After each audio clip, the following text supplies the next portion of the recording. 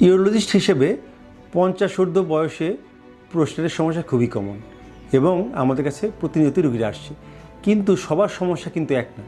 দেখা যায় কারো কারো ক্ষেত্রে প্রোস্টেট ইনফেকশন হয়, অর্থাৎ প্রোস্টেটাইটিস, কারো ক্ষেত্রে বিনাইন টিউমার বা বিনাইন প্রোস্টেটিক হাইপারপ্লাসিয়া হয়, অনেকের ক্ষেত্রে টিবি হতে পারে প্রোস্টেটে, কিন্তু সবচেয়ে যেটা ভয়ঙ্কর ব্যাপার সেটা হচ্ছে প্রোস্টেটে ক্যান্সার হয়ে থাকে। আমার দেশের রোগীরা যেমন প্রোস্টেটের সমস্যা নিয়ে যখন আসে, তার সাধারণত প্রস্রাবের সমস্যা, ঘন ঘন প্রস্রাব হওয়া, প্রস্রাব দীর্ঘইতে হওয়া, প্রস্রাব জমে থাকা, রাত্রে প্রস্রাব করতে ওঠা, এই সমস্যাগুলো নিয়ে রোগীরা আসে। এবং অনেক সময় দেখা যায় রোগীরা অনেক হার্বাল ওষুধ, অনেক সময় অনলাইন থেকে বিভিন্ন ওষুধ ক্রয় করে খায় এবং না ডাক্তার দেখে ইভ্যালুয়েশন না করে ওষুধ খায়, কিন্তু এটা খুবই ভয়ঙ্কর। এই তো আমি পেলাম, কয়েকদিন আগে আসলো আমার খুবই পরিচিত এক ভদ্রলোক, উনি এরকম প্রোস্টেটের সমস্যার কারণে ওষুধ খেয়েছেন, কিন্তু দেখা গেল ওনার এখন পিএসএ অর্থাৎ প্রোস্টেট স্পেসিফিক অ্যান্টিজেনের মাত্রা 504 এবং পুরো শরীরের হাড়ের মধ্যে এবং লিম্ফ নোডে টিউমারটা ছড়িয়ে পড়েছে, অর্থাৎ প্রোস্টেট ক্যান্সার।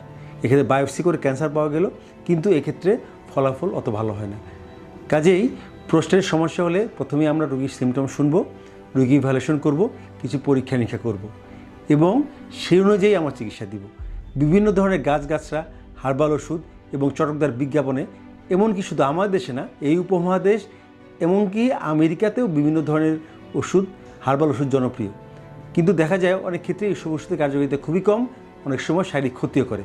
কাজেই আমি বলবো, প্রস্রাবের সমস্যা হলে শুধু প্রোস্টেটের সমস্যা নাও হতে পারে, স্ট্রিকচার হতে পারে, অন্য সমস্যা হতে পারে, আবার প্রোস্টেটের সমস্যা হলেও তার মধ্যে বিভিন্ন ধরনের সমস্যা হতে পারে। অবশ্যই একজন ইউরোলজিস্ট শরণাপন্ন হন, তাকে দেখান এবং প্রথম থেকেই ফলো আপে থাকুন, না হলে একটা বিপদ হতে পারে এবং পরবর্তীতে রোগটা জটিল পর্যায়ে চলে গেলে চিকিৎসা ব্যয়বহুল এবং সময় সাপেক্ষ হতে পারে।